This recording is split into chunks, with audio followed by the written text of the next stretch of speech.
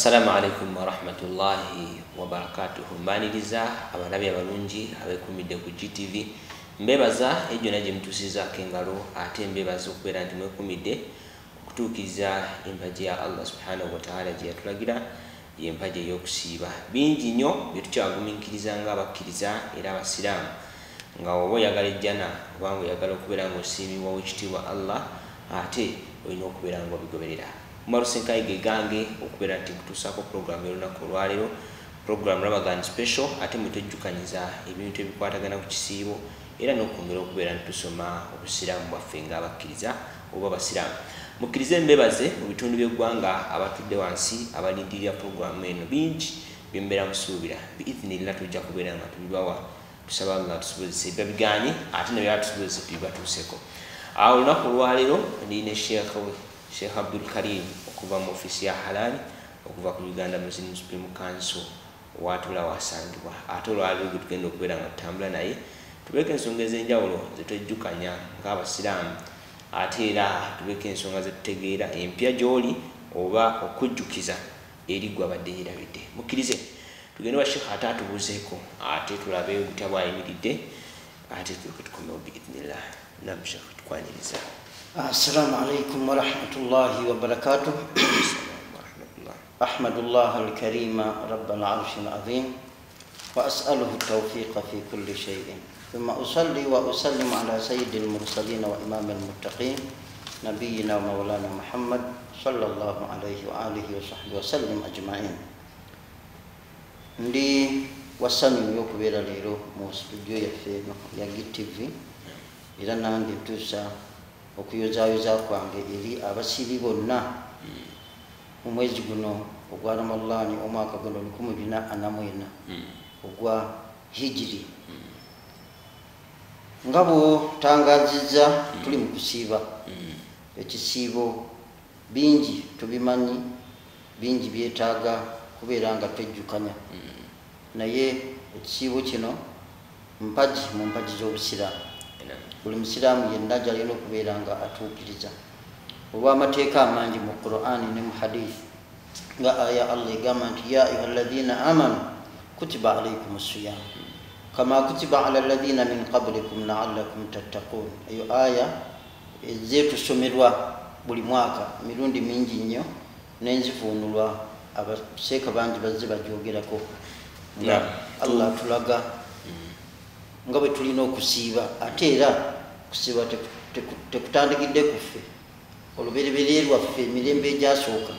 gyasiibanga saako n'ab'omulembe guno naye abaatukulembera okuviira ddala ku nabbi basahaba battabiina saako bajjajjaffe saako bakitaffe naffe tusiiba ate era anaabajja mu maaso teeka si lyakuvaawo. Njagala somayo hadithi emu eraga obukulu bw'okusiiba nyingi nnyo naye waliwo egamba nti man saama ramadanan imanan wa ihtisaban ghufira lahu ma taqaddama min dhanbi. Omwana Adamu omuntu yenna bamuyita kasobeza. Ensobi tugwa mu nnyingi nga tugenderedde oba oluusi nga tetugenderedde mu butana weesanga olina kyokoze naye wekitiibwa nabbi sallallahu alaihi wasallam yatuwa amawulire ag'essanyu nti ekisiibo nga kino nga kyatuuse bw'osiiba ng'olinamu okukkiriza okwannamaddala eri Allah wo ti era ojja musinkana Allah akusonyiwa ebyo byayitira omwaka oguwedde gwonna ekisiibo kino kasita kikkirizibwa. Kale olw'obukulu n'obuzito lwa ibaada lw'ensonga eno gyetuliko eya Ramadaan omuntu aba asaana abeere mwegendereza nnyo ekisiibo kye okuvaamu obulungi, ekisiibo kye okukkirizibwa, ekisiibo kye okubeera 100% nga kituufu abeere nga takoledde bwereere nga enjala tekulumidde bwereere ennyonta tekulumidde bwereere byewerekereza omwezi omulamba byonna akadde ako toviiriddemu awo nno wetujja omulama gwa leero nti twetaaga abantu bonna tubalage biki by'osaana okwewala, biki by'osaana okwekuuma obutiribiri tebikufiiriza mpeera za kisiibo okuviiramu awo obeere ng'ofunamu ekirubirwa kyo kituukirire ebireeto bye bituukirire ensonga eno enkulu obeere ng'ogifunamu. Twagala tunulire ebyonoona ekisiibo kyaffe awo nno gwe naye Kanya GTV wensabira otulokalire tuline direct okuva mu sharia Sheikh Abdul Karim nga wetwambagambye era ofisi ya sharia etudde mu Sheikh ono gwalaba maaso go oluvannyuma lwa Sheikh Muniru Bintu akubeera nti yawumuzibwa olwa constitution nga bwegamba teyawumuzibwa nti ki wabula yawumuzibwa olwa constitution nti akaddeke kaali katuuse Allah kiyamugeri okubeera mu ofisi eyo kati ate n'asikizibwa Sheikh gwalaba maaso go Sheikh Abdul Karim yali mu ofisi ya halali bya halali byonna Sheikh yabikwasaganya biidhni subhanahu wa ta'ala. Naam Sheikh kiriza tutandikirawo okusoma olunaku olwaleero nga bwentegeeza alaba GTV bajje tusupporting program zaffe zineeno zemulaba essaawa eno n'endala zaddaawe zibeerako zemwekkanya ne programs endala mubeere nga mujja muziwagire biidhni subhanahu wa ta'ala. Sheikh tutandikirawo. Neyanziza ssebo mu kaseera ke tugenda okumalawo wano nateeseteese omusomo nga gujjayo ekifaananyi ekirungi ku bintu omuntu byasaana okwewalira ddala ekisibo ky'okusobola okuvaamu obulungi era mulimu obuwaayiro obuwerako twagala tunuulire ebyonoona okusiiba byebiki biriwa ate era nga tumaze obitunuulira birimu emiteeko ebyo byonoona okusiiba ate ku nkomero obudde bwebubeera bulabiseewo tujja tunuulire era ebintu ebirabikanga ebyonoona okusiiba oba abantu bye batwalanga nti bw'aba akikoze ekisiibo tekifa so nga si kituufu tebitta kisiibo tebyonoona kusiiba nabyo weebiri naye akadde bukanabeera kalabise naye leero katunuulire omuntu byasaana okwewala mu kisiibo muno okukuuma ekisiibo kye nga kikkirizibwa mu maaso ga Allah mu bufunze ensonga zino ziri 7 zodekedde okwegendereza. Ensonga ezo njagala nzikumenyere mu bufunze bwazo oluvannyuma tuzigaziye wamu zitunulemuko twewale ebibuuzo ebimu. Ensonga ezo 7 mu bufunze ensonga ekulembeddemu zonna mu Luganda kye twaliise kaŋŋaŋŋa enzito ennene ennyo gy'osaana okwewala okubeera mu mbeera y'obufumbo emisana mu Ramadhan obudde bw'emisana mukyala w'omufumbo emisana tekikkirizibwa kubeera naye mu mbeera ya bufumbo ekyo kimu. Ekintu ekyokubiri kwe kuvaamu amazzi agazaala tukiyita al istimna bw'ozannya mu mbeera yonna amazzi ago negabeera nga gavaamu olunaku olwo lubeera lufudde. Ensonga yakubiri. Eyokusatu okulya ekintu kyonna oba okunywa ebanga kituuse mu lubuto ekisibo ekyo kibeera kikoze eki waliwo ebirala ebifaanana okulya n'okunywa bye tujja okulaba ekisibo ekyo kibeera kifudde. Okuvaamu omusaayi mu mubiri omusaayi gunafuya omubiri bwoguba guvuddemu waliwo omuganda kye tuyita okwerumika omusaayi guyinza okuva mu nnyindo waliwo abajjanjaba mu nzijanjaba y'okwerumika kaakati abo nabo okugyamu omusaayi omungi bwe gutyo omusiibi aba takyalina maanyi gagenda mu maaso na lunaku olwo. Waliwo abeegoga ne basesema okusesema okwo kuttaki okusiiba ku sayidi ey'abakyala mu mbeera zaabwe eza buli mwezi oba omukyala nga abadde lubuto n'azaala kati omusaayi ogwo nagwo ogufuluma okusiiba kwe kubeera kukoze eki kuba kukomyawo ebyo ebintu byebimeka 7. Njagala tukwate kimu ku kimu nga tukigaziya tufuna bwino akikwatako tufuna ensonga lwaki kyaziizibwa ye waliwo omutango bw'oba ogudde mu nsobi ng'eyo okoze otya. Njala kusooka kunnyonnyola abatulaba nti Mukama Katonda yassaawo okusiiba kuno naye nga mulimu ebigendererwa bingi hikima ebigendererwa ebirungi ebiri mu kusiiba Allah okuteekawo etteeka lino ery'okusiiba era ebimu ku ebyo kwe kubeera nti Katonda tatwagaliza buzibu na bukaluubirivu mu bulamu bwaffe mu ebyo bye yateekawo. Olugendera lw'okusiiba tetulalikako okusiiba si kutubonyaabonya si kutubonereza wabula ayagala omuntu asiibe naye ng'ali mu mirembe. Kale ku bye twagala okutunuulira omuntu ng'asiibye waliwo ebimumalako emirembe okusinzirayo bw'aba alaba nga Katonda yabiziiza lwakuba bimmalako emirembe bwona abikola ajja kuba nga yeetulugunya ayeerumya no kyavaga nti ebyo bireke osiibe naye ng'oli musanyufu osiibe naye ng'olina obulamu obulungi ekisiibo si kwebonyaabonya kati Katonda yalaba nti ebinaatunyigiriza ebinaatulugunya ebinaatumalako emirembe ebyo muba musiibye mubireke awo nno njagala okulaga amaanyi ga Katonda n'ebigendererwa bye mu kuteekawo amateeka ag'enjawulo ate waliwo Allah bye yatuziiza mu kisiibo muno lwakubanga bwe tunaabikozesa ekigendererwa ky'okusiiba kijja kufa Katonda ayagala tusiibe alage obugumiikiriza bwaffe mu kugumiikiriza enjala n'ennyonta n'ebirala bye twerekereza naye ate bw'oba obikoze ekigendererwa kiba tekijja kutuukirira kyeyava abiziiza wano nno bwe njagala okulagira nti ebintu byonna ebyaziizibwa ku musiibi olwo ebyonoona okusiiba byawulamu emiteeko ebiri ebimu ku byo biba bivudde mu mubiri gyaffe nga binafuyiza omubiri omubiri guno okwekamulamu ne gwejjamu ebintu ebimu nga okwekamula okwo oba ebintu ebyo okuvaamu omubiri gw'omuntu gunafuwa gufuna obuzibu Katonda n'agamba nti ebintu ebyo tebikutuukangako bwe bikutuukako oba osiibulukuse wonooyongerayo ojja kuba ofuna obuzibu ekyokulabirako twogedde ku emisana okubeera mu mbeera y'obufumbo omwami n'omukyalo okubeera mu mbeera y'obufumbo emisana manya nti okusiiba enjala n'ennyonta olunaku olulamba omubiri gunafuwa era bw'otunuulira abasiibi sawa 8 9 10 era olaba ng'embeera ze si ze zino gyabaddemu ku makya amaanyi gaba gakendeddemu kakati mu bunafu bw'omubiri obwo obw'omusiibi bw'oteekako okukola ekikolwa kino ekyabafumbo mu kisiibo nakyo kyetaagisa amaanyi mangi era abamu ku batunuulizi b'ekyo nga abakengufu bagamba nti abafumbo mu kikolwa ekyo omubiri guyinza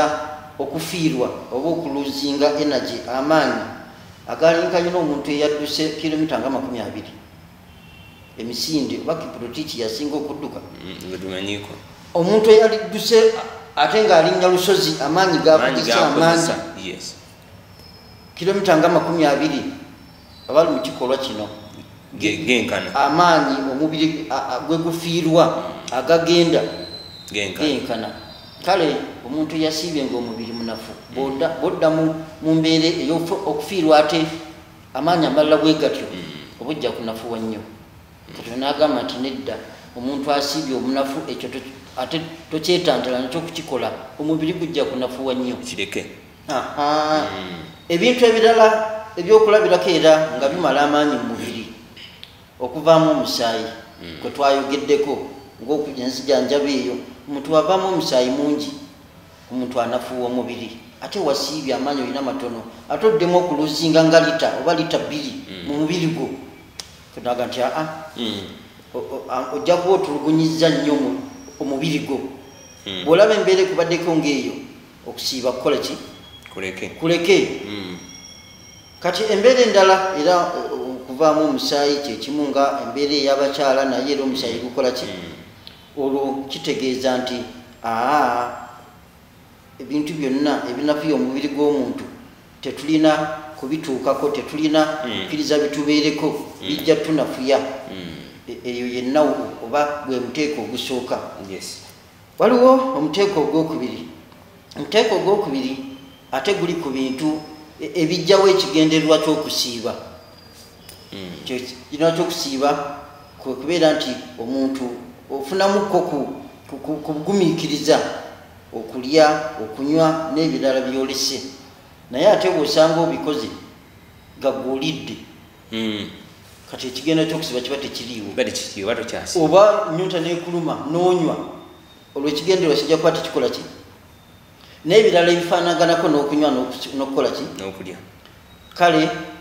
njagadde okulaga abantu nti ebiziizibwa ebitakkirizibwa ebitta ekisiibo kyaffe bya mirundi ebiri omubiri gwaffe okuluza ebintu ebiva mu mubiri gwaffe nga bijja kunafuya omubiri oba ebiyingira mu mubiri nga bijja kuwa amaanyi omubiri ate ekigendererwa kibeere nga kivaawo waliwo amateeka mangi mu Quran ne mu hadithi z'omubaka Sallallahu sallallahu alaihi wasallama agalaga nti kino mukireke kino mukireke kino mukireke ekisibo kyammwe kituuke naye waliwo etteeka limu mu Qur'ani eryagatta ebikolo manyi waliwo betuyita ebikolo then wabeerawo n'amatabi ebikolo oba ebikulu ennyo mu kwonoona okusiiba Allah yabigattira mu aya eziraga okusiiba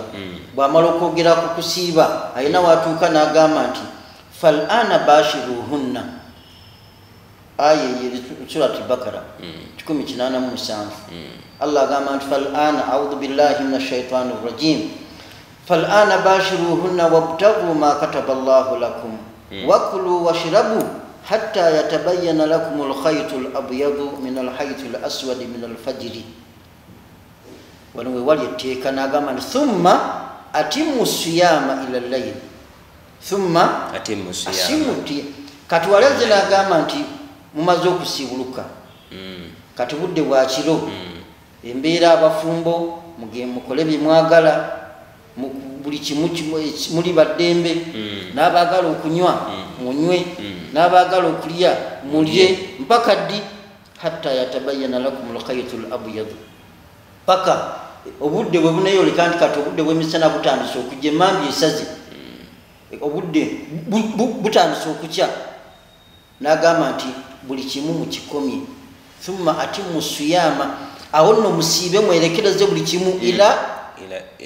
okutuusa olweggulo mambi yange esaze okutuusa olweggulo enjuba egudde yes kakati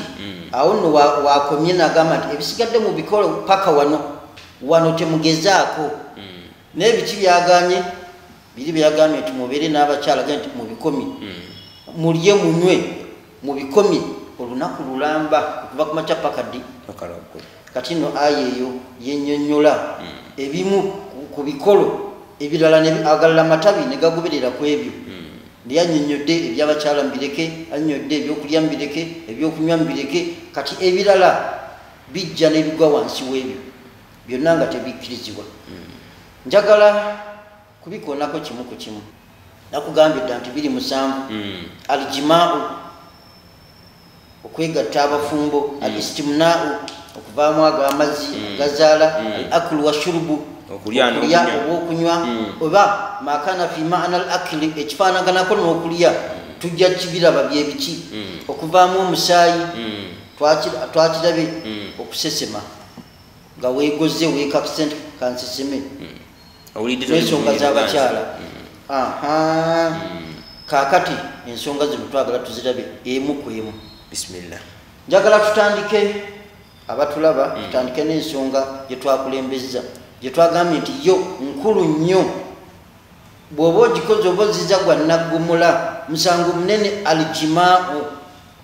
aljimaau fi nahari ramadan okubeera mu mbeera y'obufumbo abafumbo ababiri emisana mu ramadan ekyo aadamu almuftirat kyekinene kaŋŋaŋŋa kyoba okoze mu bintu ebitaki ebita okusiiba tolina kwetantala twagambye nti omuntu ali mu mbeera eyo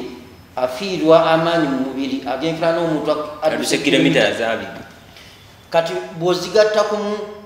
obunafu omubiri gwe bwafunye olw'okuba osiibye omubiri gwo obeera ogunafuyizza nnyo oba weebonyaabonya oba weetulugunya ate nga Allah teyateekawo kisiibo kukola ki kubeera nga kikutulugunya era omuntu ali mu mbeera eyo waliwo entandikwa yaabyo okubeera mu ntandikwa naye waliwo okukikolera ddala ekikolwa kati wano twogera ku muntu akoze eki nga kibeereddewo ddala kikakase nti abantu bakikoze ekyo nno wookikolera okumanya kinene nnyo zambi ddene kaŋŋaŋŋa kiriko ensonga ezitali ku birala ebikolebwa kino ki ekikulembedde kiriko ensonga ezitali ku ki ebimu ku biri ku kino waliwo ensonga 5 zenjagala okumanyira nti omuntu bwagwa mu musango guno singa kibadde nti kibadde era ali abatulaba mwenna mu mbeera ze tulimu tuli baana bato tuli bavubuka tuli basajja bakulu tulina imaani kangalaasi oba imaani ebulaabulamu n'ogamba nti leero nsuubwe mbadde nfunye emmere eri ku mmeeza ate katonda alibiraba njagala kutegeeza nti ekyo kikulu nnyo ky'oba okoze musango munene nnyo wegibeeredde mu imaani yo yonna mwogwa oba wasira museggulo ebintu tonnabitegeera oba oli ki olw'obunene bwakyo katonda akiteekako ensonga 5 bw'oba okikoze ensonga esookera ddala nti wookikoledde olunaku lwolwo lufa eyo nsonga emu wookikoledde olunaku lukola ki olunaku lufa luba lufudde yes ekyokubiri olunaku olwo olufudde togamba nti akasita lumaze okufa kati kandiire ddala naasiiba enkya olwo olunaku olina okusigala ng'olusiiba n'olujjuza olina okuggwayo wadde nga togenda lufunamu siiba enjala ey'obwerere ekyo kyakumeka ng'ekimwe wakoze dda loosi oli muloosi naye malako ekyo kyakubiri ekyokuba nti olina okumalako ekirala olunaku olwo oli lusasula ojja kululiwa ramadaani ng'ewedde kola ki lirina okuliyibwa olwo olumu olwafa olina okukola ki okululiwa ekyo kyakumeka kyakusatu ekyokuna waliwo omutango fayini kati omalako luno eno esigadde nenzireka eziri waati nazo nogenda maaso n'okusiiba ramadaani yonna olina omumalako nga abalala bali mu kusiiba olina okumalako ramadaani oba okikozesa awa 4 za kumakya olwo olunaku sigala nga olusiiba paka olumazeeko ekawungeezi nga tolina kyolidde tolina kyonywedde ozukole neddaako ogere maaso n'endala kati nkya otandike endala ezo zo tezirina mutawaana naye ramadaani ng'eweddeko oli luliwa luli olwafa lusasule bw'omala okulusasula olina omutango olina fayini gy'olina okuwa ate fayini eyo nga nzito fayini eyo gimanyi fayini eyo olina kyatteeka okukola ekimu ku bisatu edda wabeerangawo abaddu olina okuta omuddu afuuke mwana waabobwe naye kati tebakyaliwo ekyo tekiriwo kati option esigaddewo olina okusibayo emyezi emirala egi emyezi 2 mutatabiaini nga gigoberegana tokkirizibwa okukutulamu wakati ogamba kansiibeeko omwezi guno mulemu ndiddamu ekikulu kugiweza 2 nedda girina okugoberegana bw'oba otandise kati olina okugenda mu maaso tolyamu era bw'ofuna ekizibu ng'oli mu nnaku nga 29 awo oba ennaku anti myezi 2 gy'ennaku 6 kati otuuse mu nnaku 40 oli mu 57 n'olwala oba n'ofuna safari oba n'ofuna ekizibu olyemu lumu zino zonna nga bazikansolinga ddamu otandike emyezi emirala 2 nga gigoberegana tokutulamu ekyo kibonerezo kikambwe nnyo bwa bukulu bwa nsonga abantu tusobole okugyewala okubeera nti tugyerekereza tugyesonyiwe kusiiba myezi emeka myezi 2 nga gigobereganye nga tokutuddeemu ekyo tokisobodde funa abateesobola betuyita bamasikini 6 obaliise bakute bulungi nnyo okuliisa omuntu kitegeeza kuba nti afunye emmere n'enva n'ekyokunywerako tosiibulula aba omuwadde asibuke noba omuliisiza oba omusaddakidde agenda omuwadde ekyokulya buli omu 6 ekyo kibonerezo kyoli akoze ekikolwa ekyemisana ebyo biweze bimeka biwadde 4 ekyokutaano ekisembayo togamba nti kasita byonna mbikoze kiwedde ndi bulungi nedda tawuba osabye Allah saba Allah nakikola ne Allah sijja kuddamu Allah nkwegayiridde neetonze nsonyiwa sijja kiddamu ate tebeera yalumu tolina gana nti bakkiriza ko Allah akkiriza kakati bulamu bwo bwonna Allah nakikola ne Allah siri kiddamu Allah nsonyiwa tomanyi Allah lwali kusonyiwa lwokuba tewali kabonero nti ate Allah akusonyiye nti Allah nsonyiwa nti ajja kula eddoboozi nti kemulopedde awo ansonyiye ate kiri nti nakoze n'ebiri enjuba kevudde ng'efaanana bwekirabika kye nasabye Allah yakkiriza nakeera ku makya nsange enjiibwa ku mmeeza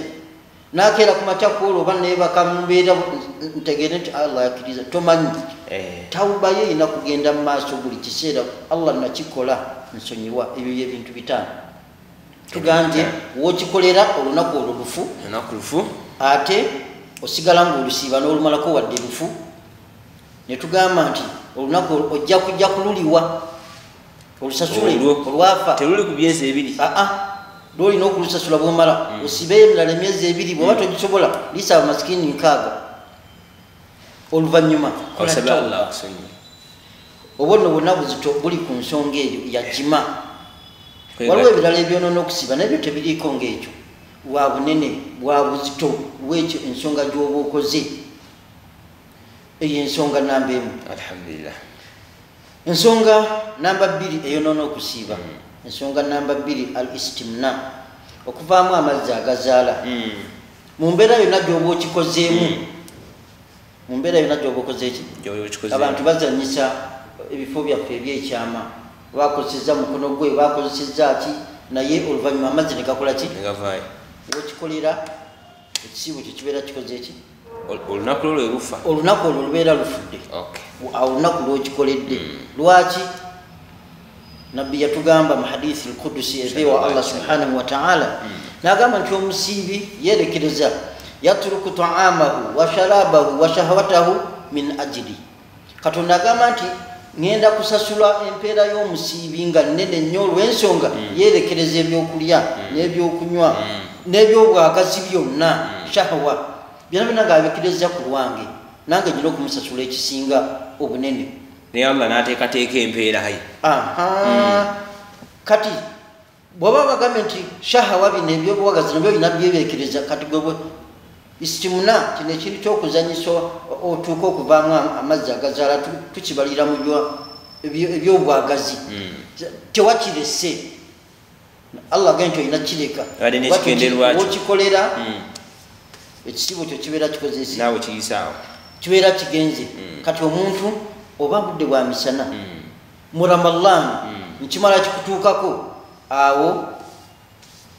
olunaku olwo lubeera lukoze eki, luyitaawo. Naye ate naawe olina okulisiba olumaleko nga tolidde, wadde nga lufu ojja kubeera ng'okola ki, ng'oluliwa. Kaakati no waliwo ebifaanana ki okuvaamu amazzi, oba ebigwa mu ttuluba ebyo,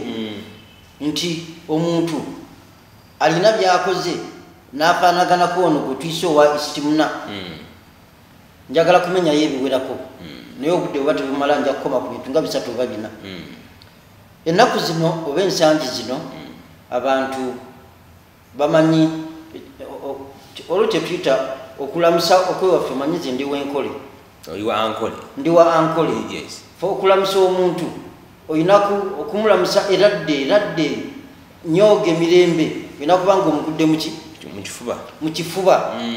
Kaakati okujja ogwa omuntu mu kifuba, atali mwannyuka, atali maama we, atali muwala we, atali ki, embeera eno ey'okwagala eyinza okutandikira awo, naddala ng'oluddemu eddakiika 3, dakiika 5, kifa ky'omuntu toyagala kukola ki, toyagala kivaamu, oyinza okwesanga nga waliwo embeera ebaddewo, ekisibo kyo kibeera kifudde. Singa embeera eyo etuukawo, amazzi okuvaamu, ekisibo kyo kibeera kikoze eki, gali gogambye. Ekisibo kyo kibeera kikoze eki, kiba kifudde. Kale mu Busiraamu tekikkirizibwa wadde okukwata mu ngalo oba okugwa mu kifo omukyala gw'otazira kuwasa, si muwalawo, si mwannyoko, si maamawo, si senga saani, tomuwa kifuba. N'okukwata mu ngalo tokola ki, tomuwa. Naye kale kyeyaffe wano zisaana nga tukoze eki, ekifaanaganako ng'ekyo. Mu Uganda wano ebidongo byayitirira, bantu bakuba amazina, naye waliwo amazina agaago okwekwata, ne bazina nga mwekutte, bantu beekwata, bakuyita kwenyiga. Mbadde sikimanyi ekyo, bakuyita kwenyiga, ne beenyiga. Noyinza okunyiga omwana oba naye naakunyiga, nemutuuka mu mbeera eyo, ekisibo kyo kibeera kikoze eki, naawe kibadde bwe kityo,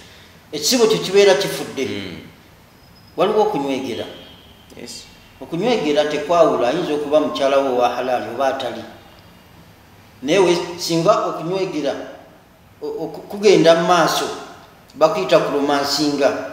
Abantu banywegera ku mukono, banywegera, naye waliwo okunywegera okuyinza okugenda mu maaso dakiika 5, dakiika 10, okukyusa endowooza yo, omuntu ebirowoozo ne bikyuka, weesanga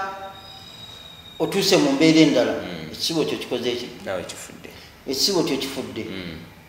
Ennaku zino abantu babeera ku TV nga gye tuliko kati, ziri endala ziraga nnyimba oba firimu. Firimu eyo ng'eyinza oluusi bagamba nti ab'emyaka 18 firimu eno temugiraba, ebagita 18+, be bagiraba. Naye waliwo endala zibalaba, omuntu nga bw'otulako bw'oti neekutwaliriza mu mbeera n'egyowunzikira, weesanga oyina embeera gy'otuuseeko film ezimu baziyita love stories aha high schools waliwo nezisukakawo simanyi buluki blue movie ezo zonna ogirabira otuukira ku nkomero naawe embeera ekyuse naawe okyuse weesanga ekisibo kyo kikoze eki naawe ekisibo kyo kifudde waliwo netali vidiyo zitali zakulaba naye obuyimba buno ennaku zino bwetuwuliriza abantu babusengeka obuyimba bw'emikwano babuyita love songs babuyita buki waliwo obuyimba omwana asengeka akayimba k'omukwano n'awaana munne n'owuliriza weesanga okoze eki naawe osanga oyitiddeyo kati ebyo byonna wadde si luyimba oba si vidiyo si ki oyinza okuba n'ekifaananyi ky'omwagalwawo omwana yakukuba dda ng'olina alibaamu otunulya bwoti omwana eraba omwana ono nga yalabika bulungi ebirowoozo ebigenda bikyuka ebirowoozo ne birowooza nnyo ku mwana nga bwe yakula mwana iraba entumbwe kati ate bwesuka ku ntumbwe ki ekiriwo iraba omwana wano yali atudde katebe wano yali mu gadeni wano yakuweereza ebifaananyi alibaamu yo kiyinza obutaba alibaamu mu simu zirimu ebifaananyi buli omu gayambadde nga bwayagala nogiraba oti esimu zammwe ez'okuseereza zino nogiraba oti omwana nolaba omwana ekiviiri nolaba omwana emimba nolaba omwana aweereza nebyayambadde ebitundu mabeere galabika wanaasibye wanowokka nza n'okuweereza nga tewali kyataddeko ku mubiri gwe embeera ebirowoozo biyinza okutambula weesanga ekisibo kyo kikoze ekikifudde kati ekyokulaako kyolaba oba kyowuliriza ngaokirese abantu batuulaawo ebirowoozo ne bitambula byokka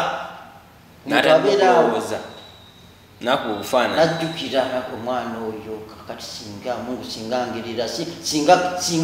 kati singa ali wano ye nimmala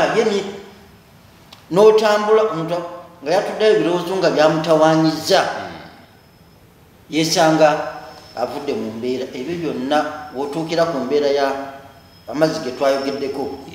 okukuvaamu olunaku lwolwo lufudde enna seeko genda kutukkiriza katono tugendagendako mukuumulamu katono nam abatulaba mwenna abekumidde ku mukutu ogwa GTV tubeebaza okubeera nti mbaddeko nga mutulaba ne mukkirize tugendagendako mukuumulamu katono ate tubeere nga tukomawo twongerezaawo ne seeka twongere okulaba ebyolona okusiiba mu dakika ze tusigazaayo tujja kuba tubimaliza inshallah.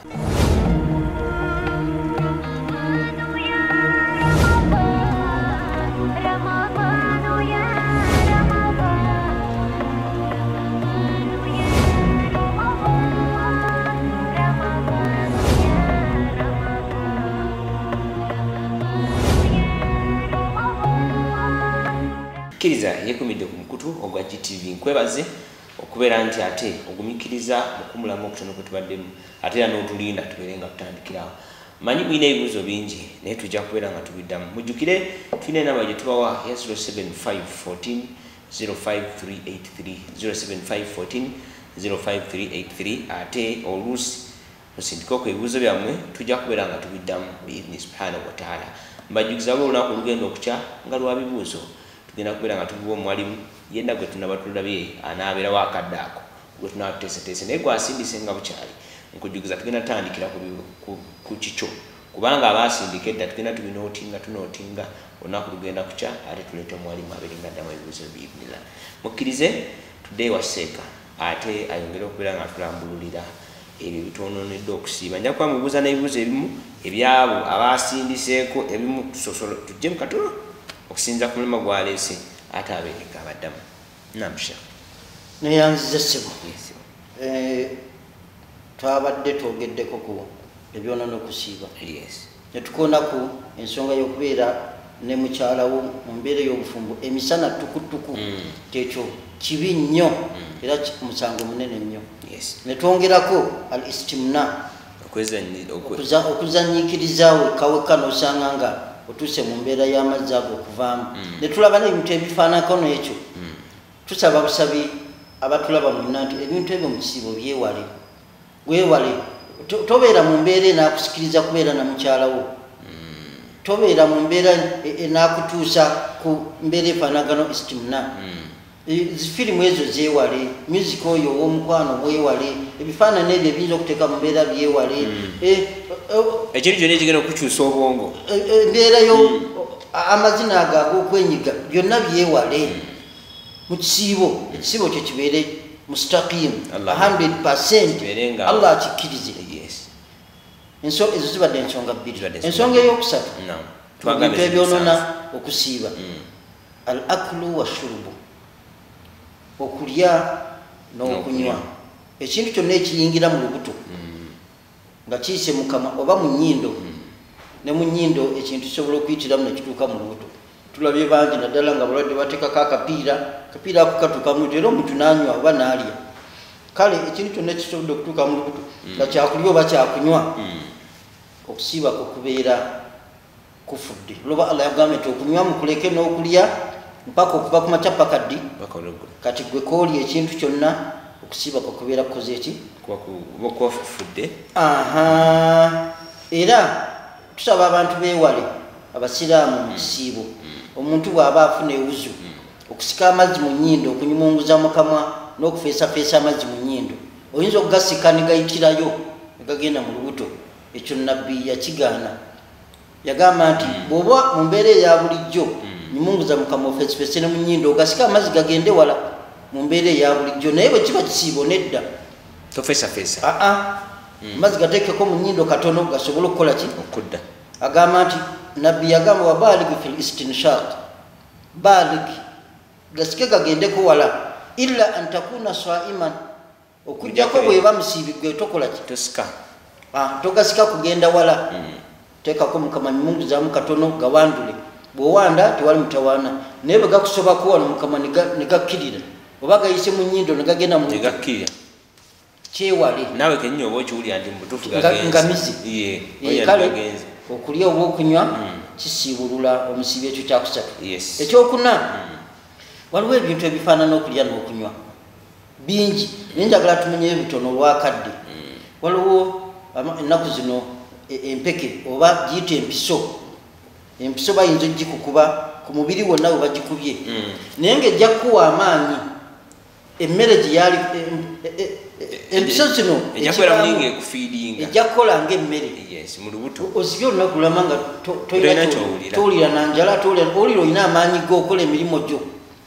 Empiso eyo mu kisiibo tekkirizibwa. Jukira ekola obudde bwonna. Eriwo nga mmere. Kati empiso ezo ezikola ng'emmere mu kisiibo tezikkirizibwa. Twagala omuntu ebigendererwa by'okusiiba bituukirire, alumweko ku njala, alumweko ku nnyonta. Waliwo ebigendererwa lwaki twetaaga olumweko ku njala n'ennyonta. Bingi sijja bimenyamenya, naye ekiyinza okukola ng'emmere nga kiyisiddwa mu mpiso, empiso eyo eba tekola ki? Tekkirizibwa. Empiso eyo eba tekkirizibwa. N'ebirala ebiyinza okuyambako omuntu obulamu bw'okubeera nga buwangaala ebbanga ddene nga takozesezza mmere, gezaako okubeera nga obyewala. Kati waliwo empiso endala. Oluusi muntu mulwadde wa sukaali bamugamba buli ddakiika 3 weekubeyo akayiso, buba bwa insuliini buba bwaki. Abo abalwadde ba sukaali oba puresha, akoko oluusi wakeekubye wano. Empiso ezo zo tezigaanibwa. Asobola okusiba nga bwagifuna empiso eyo. Empiso eyo nga yagifuna eya sukaali. Oba n'omuntu ayinza okuba n'omusujja omutonotono n'asalamu nti nja kusiiba wadde ninamu omusujja omutonotono, ne bajjamu okuba empiso ezo eza oba za typhoid oba zaki. Naye empiso ezo zetagaalidde. Ekisinga obulwadde bubeera bungi, ekisinga obungi omuntu asiibuluke. Akuleke okusiiba. Okusiiba kuleke. Anaaliwaawa. Naye bw'aba nga yabadde agyetaaze, empiso ekigendererwa kyayo nga sikuwa biriisa mu mubiri, empiso ezo nazo tezitta. Oba oyinza okusanga bano abeegemesa oba bino abaana abato oyinza okuba nga bakyali mu stage, asiibye naye akyali mu stage eya buno bw'obawa omwana okumugema akayiso endwadde zino ez'abalema baziyita batya? Polio n'ebirala bayinza okugema. Ennaku zino baali bagema hepatitis B, bagema kino kitwavuddemu ekikambwe ekyalo kikisenyiga, bagema covid. Obwo bonna obugema obwo tebulina mutawaana. Bawulira nti wali bagema covid naye ate ng'osiibye, tuga nti ate banakuba akayiso ka covid n'asibuluka. Nedda, obwo butonotono gye twaganyiye eriisa omubiri, ereeta ekiriisa amaanyi mu mubiri.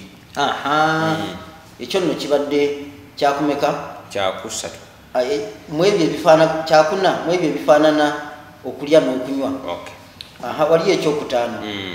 Ekyokutaano bwe kuvaamu omusaayi mu mubiri. Twagambye nti omubiri gwo buli bwe guluuzinga oba guvaamu ekintu kyonna ekyongera okugunafuya ate nga n'okusiiba kunafuya omubiri. Ekintu ekyo Allah yakitugaana tukireke, emibiri tugikuumenga miramu. Kati okuvaamu omusaayi twagambye bano abajjanjaba nga bakozesa okusikamu omusaayi omungi tukiyita oli wabanga yeerumise naye abagenderawo bwe guvaamu mungi mu nnyindo, kubanga nalaba nga abeerumise nga abateekawo bati ne bakanga batunde waggulu. Naye ate ekyo kyabulabe. Abasawo bakigaana nti ogubadde gufuluma wano bw'owewunzika guyinza okudda mu bwongo oba ogenzi, si kirungi kukikola. Naye omuntu bw'avaamu omusaayi ne guvaamu mungi olunaku lwero lufa. Era tukubiriza abantu wadde owulira nti olina mungi bw'osanga abagaba omusaayi batadde wala ekipande kyabwe bannange donatinga omusaayi osiibye bakujje mu lita emu oba bbiri oyinza obutaddangulu. Ekisinga obulungi mu kisiibo bannange tetugaba musaayi okuggyako nga waliwo obwetaavu. Bayinza okusanga ng'oli mu kisiibo tayipu y'omusaayi gwo nga waliwo omulwadde agwetaaga gw'omutaasa. Tuyambe awo nsiibulukuka oba ekisinga obulungi okutaasa obulamu bw'oli siibulukuka bakuggyemu omusaayi lita emu oba bbiri oba ssatu oli ze yeetaaga naye nga naawe olidde era onywedde olwo olunaku olululiwa bakubuuza waliddeko. Abaagala okugaba omusaayi nga kyetaagisizza naye bwe kitaba ekyo mu kisiibo bannange tetugaba musaayi tujja kuba tukoze eki tusiibulukuse. Ensonga ey'omukaaga tunaatera ziwunzika. Ey'omukaaga omuntu okusesema ng'ate ogenderedde weegoze nzo oteekayo omugalo eno eri wala nnyo nosanga emmere ogizizza owulira tuli comfortable wote olinaga kati okusesema ng'okigenderedde ekisiibo kyo kifa. Lwaki? Era omuntu asesemye, omuntu bw'asesema omubiri gunafuwa. Oluzinga amazzi mu mubiri amazzi gakendeera n'ebyokulya olwedde emmere oba ogizizza. Era omuntu nga yaseseyemu emirundi ng'esatu mu lunaku oyinza okulowooza nti alwalidde wiiki. Naddala bw'ofunamu n'embiro n'osesema n'embiro nga mweziri Allah bakutuusa mu ddwaliro bakutuusiza ku cupa z'amazzi paka ono omusajja alwalidde omwezi naye nga kusesema. Kati okusesema kunafuya omubiri. Kati ku muntu asiibye ng'omubiri munafu bw'oteekako okusesema obeera weetadde mu buzibu. Tugamba nti omuntu okwekako okusesema okwegoga oseseme olunaku lwo lufa. Ebifaanaganako n'okwegoga ye muntu abiri mbeera nga yakimanyi nti waliwo ebintu eyinza omuleetera okusesema mu mbeera obuwoowo obw'enjawulo. Kapashingu bwe nkawulira gundi nyinza okwesesema buli omu alina akamunyumira emmere ekika ky'emmere gundi bwe mbeera mu kifo nga kivaamu omukka okufaana bwe gutyo oluusi mukagwa mmotoka walawo abantu ng'okutambula omuntu yasiibye n'alinya bbaasi okuva wano ogenda ewaffe embalala eba etuuka ensangi nga yatandise dde okuzza balance n'abamu okugenda ku mafuta abamu amafuta gabayisa bubi amafuta ago petroli oba dizilo nga basika wasikira akawowo kali nga gamuyisa bubi n'ebirala ebiyinza okuviirako omutokola ki abamu okutambula isafari nti wagambye wali omuntu nga tasobola kuva wano kugenda wammwe nga wakati awo ajja kubeerawo n'embeera. Buli kintu kyomanyi nti bw'okisika bw'okiwunyiriza bw'okaga nnyindo yo bw'ekisika kijja kuleetera embeera esesema kyewale. Anti oli agamba nti nze mbadde n'akaveera kange kuba balina embeera eyo nga batambula batera okubeera n'obuveera bwabwe. Gwe bw'oba tokigenderedde ng'omutambuzi gwe togedde ali mu bbaasi alina okugenda embalala naye ate ekibeerawo waba atambula atakigenderedde oyo tavunaanibwa. Naye bw'obeera ng'okimanyi n'okigenderera nti kambeerewo naye akawo kimanyi akali wano kajja kundeetera kino ate n'obeerawo n'okyusa sisitiimu yange weesanga osiibulukuse. Naye ate tuwa amagezi abantu omuntu tuyinza omugamba nti weewala okusesema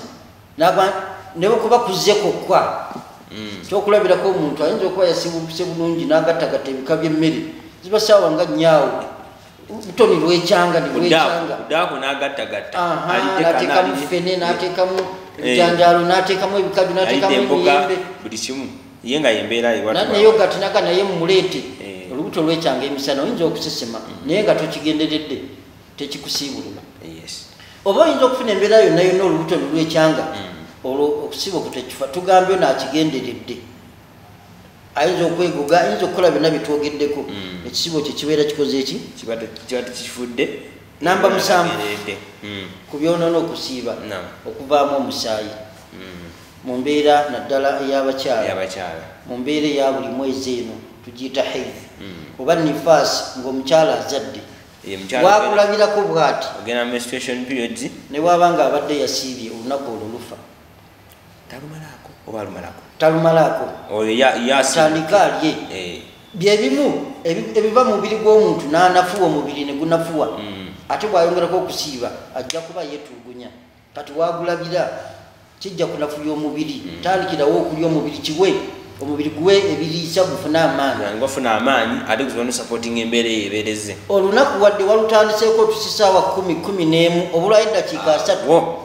omukyala wolabira ku mbeera eyo manya nti olunaku lufudde siibulukuka Allah aba akoze eki ageze bw'ati naye yasiibye tugamba nti olubuto tasiiba naye bw'aba amaanyi ageewulira asobola okukola ki ziba saawa 7-8 awo yasiibidde asumulukuka olwo olunaku we lufiiridde era waliwo abakyala bangi oluusi enjigiriza eno abatagimanyi nga ye ne bwabeera mu mbeera eyo eya buli mwezi takimanyi nti talina kusiiba ennaku ezo n'oba ozisiiba teziba ntuufu oba olina okuziriwa ate waliwo n'akimanyi nti talina kusiiba naye wansonyiga banandaba batanga ndya mu kisiibo n'ateekawo embeera ali ku kampasi mwana muwala banamanya nti ndi ajati nja kuba ntaddewo akabonero akalaga nti ajati alabika ndi simanyi ekyo ekiddako ekyo oba ndi ki kitegeerekese kati omuntu n'atya nti bajja mutegeera nti embeera gy'alimu nakati kansiibe nimba abalaba mbuki nkyali bulungi ekyo oba weerumya wekka okosa obulamu bwo okubeera mu mbeera eyo ate n'osiiba okosa obulamu bwo katonda agamba nti nedda weerire emmereyo akuwadde olukusa wadde ng'oyinza okulya mu embeera gy'oliddemu nti ensi yonna tekulaba olw'okuuma ekitiibwa ky'okusiiba ne dya togezaako okusiiba kumalako olunaku lwo terujja kutuuka olwo olwosiibye ng'oli mu mbeera ate ojja kufuna omusango y'okwetulugunya Allah tugamba la taqtulu anfusakum temwetta mwekka temwetusaako bulamu mwekka temwetulugunya mwekka gweokubeera mu mbeera eyo ate n'osiiba otidde bantu kumanya nti bw'oli kikubeera kwetulugunya okwo era kubeera kwerumya era ofuna omusango era hadithi y'omubaka yalennyonnyola nti abakyala bwe tugattagatta empeera z'omukyala n'omwami naddala mu mbeera ya ibadaati omukyala afunako kitundu nga nti eddiini y'omukyala yakitundu basaba bamuza naye nga tulaba bakola nnyo emirimu emikulu ate naffe abasajja gye tukola benyigira mirimu gye twenyigiramu buli kimu kye tukola bakikola nabbi nabagamba tojjukira nti alina obudde bw'atasaala bw'atasiiba ebiseera ebyo ng'ali mu nnaku zino zetwogerako ateteeka kati gwosiibye ye tasiibye essala gwozisaala ye tasadde tomuyiseeko obulamu bwe tulaba obujja okubeera nga ibaada ezimu ayina wamiisinga buli mwezi alina okukola ki yamiisinga gojjuza omusajja yenna ali ku ssuwa Allah batamulwazizza atamugjeewo omwezi mulamba agenda kukola ki naye omukyala akimanyi nti bwe ziba swala 5 omwezi kugwako naye ye alina wakola ki kyoga nti omusingako kale omukyala yenna ali mu mbeera eyo walabira omusaayi wadde badde bulayo katono enjuba egweyo tumusaba asobola okukola ki njagala kuwunzika simanyi ddakiika zompampunzike empazika zompampunzike njagala njogerereyo ensonga zino 2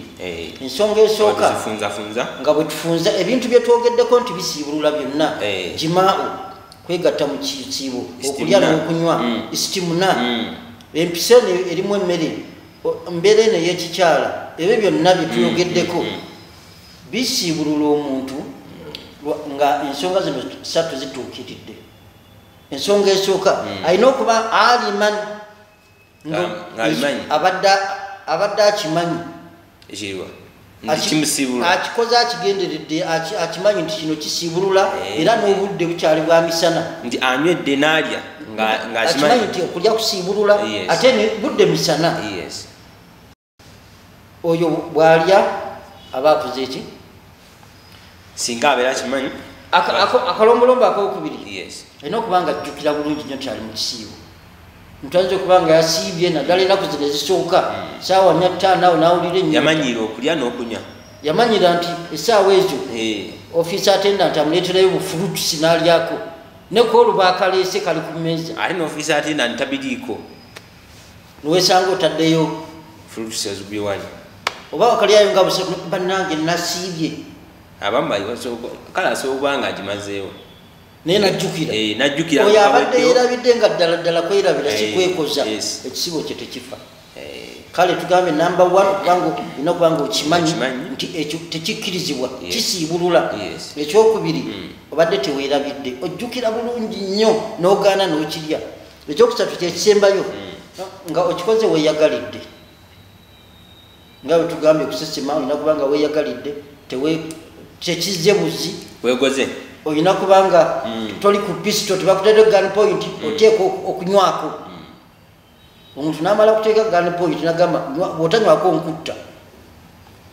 otaasa obulamu n'okkiriza n'onywako n'avaawo genda maaso n'olunaku kyalla kiraba kyoba okoze ng'okakiddwa oli ku gun point allah takuvunaana ze ensonga ezo 3 kano kankasembyeyo kaakati hukum man aftala fi ramadan mutaammidan bino bye twogeddeko ng'obudde obw'emisana nomala weesalirawo nti naye ng'okigenderedde ng'oli mu obwongo bwe obukola bulungi okimanyi tekikkirizibwa nze nsazeemu kansibulke ekiba kibe oba ozziza gwa naggomola gwosazewo oguzze ng'omanyidde ddala nti nze nsazeemu kandye ekiba kibe lwaki twerumya nze kandye kyoba okoze kibeera kinene nnyo era empeera z'oba osubudde ez'okusiba tewali walala woolizisanga olunaku olwo ne bw'olulirirwa terwenkana na luno olwa ramadan mu hadiisi emu nabbi atugamba nti malayika zamujjira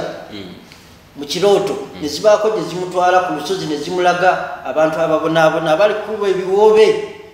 n'abuuza nti bano baani agati biwoobe byabo mu muliro abakozi b'amazambi bebakuba ebiwoobe era ne bamulaga abantu abalala nga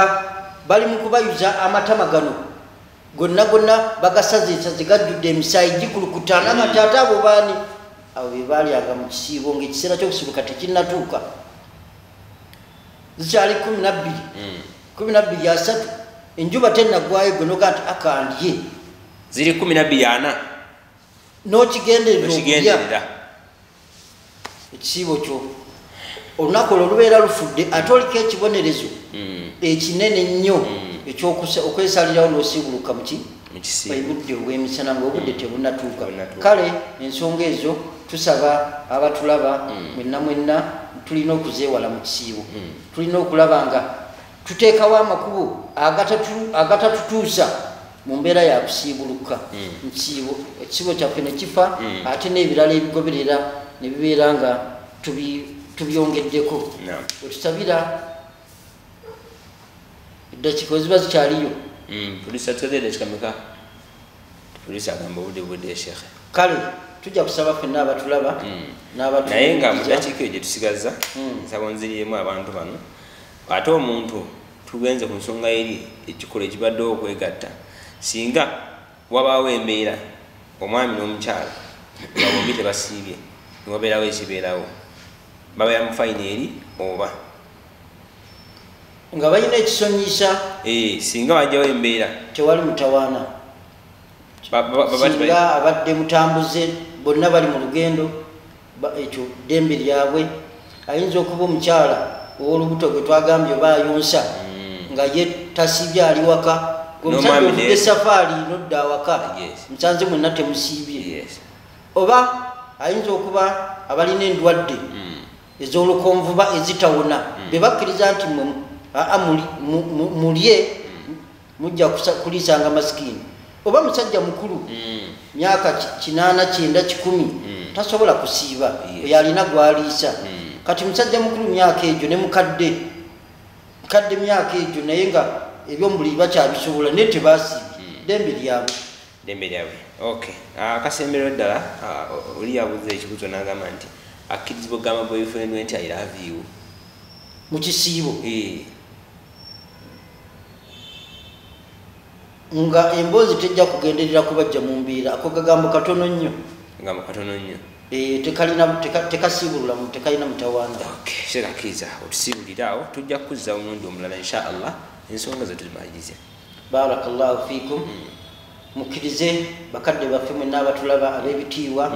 nti ekisiibo kino kikulu nnyo mu busiraamu mulamwa nsonga nzito nnyo tulina okusala amagezi agagikuuma mu bukulu bwayo mu buzito mu kitiibwa kyayo okusigala nga nambulukufu ntereevu ntuukirivu 100 twewale buli kimu ekiyinza okubirako ensonga eno olw'obukulu bwayo kubeera nti tetufunamu oba tugifiirwa empeera zikendeera amakubo gonna agayinza okubirako okufiirwa empeera zino tugazibe tugakomye tugeewale barakallahu fiikum nga maliriza tutubuliddeko kirimu ofiisi mu seconds nga 5 ofisi ya halali yes seconds nga 5 tukuyaza amanyiza mu seconds nga 5 wadde tebijja kuggwana ofisi ya halali tusaba bannayuganda mwenna okubeera nga mubeera muwuliriza nnyo amawulire agava mu halali olw'ensonga nti ensonga ya halali nsonga ya bulamu ku bintu bye tulya ebintu bye tunywa birina okubeera nga biyonjo bitukuvu tebikosa bulamu bwaffe gwe mulama gwe tuliko twagala bannayuganda abalamu kale ensonga zonna zetukolako ku byokulya n'ebyokunywa nebyetukozesa bulijjo bannange mutuwagire tutaasa bulamu bwaffe nga bannayuganda ffenna abasiraamu diini yaffe bwegamba ne bannayuganda ffenna tulina kulya bintu bitukuvu biyonjo bitakosa bulamu bwaffe gwe mulama gwaffe aba halaali tusaba bwe tuba tutuuseeyo gye muli okwekenneenya n'okwekebejja n'okutereeza bye mukozesa byonna temuteekawo mbeera ekaluubiriza tutaasa mmwe tutaasa ffe tutaasa bannayuganda. Salaamu alaikum warahmatullahi wabarakatuh. Nkwebaze gwe wenna eyeekumiddeko olunaku olwaleero ate nga tuli ne Sheikh Abdul Karim tugezaako okwekenneenya ebyo byonoona okusiiba. Gwe wenna alina ekibuuzo mu ebyo tuyigize omulundi omulala insha allah tugenda kubeera nga tumuzza ate ayongerezaawo waakomye kuba tumulabye wadde akyalina emusiiwa byatatuusizza naye insha allah tusaba allah akkirize omulundi omulala afiseewo akadde ate abeere ng'akoma waatwongere. Mbadde Omar Senkai ku nsonga ezo naye alina ekibuuzo ku 075140533 programu bwe tuwetambudde olunaku olwaleero. Mbadde Omar Senkai ate mbadde Nadia Muhammad ku kamera. Wassalamu alaikum warahmatullahi wabarakatuh.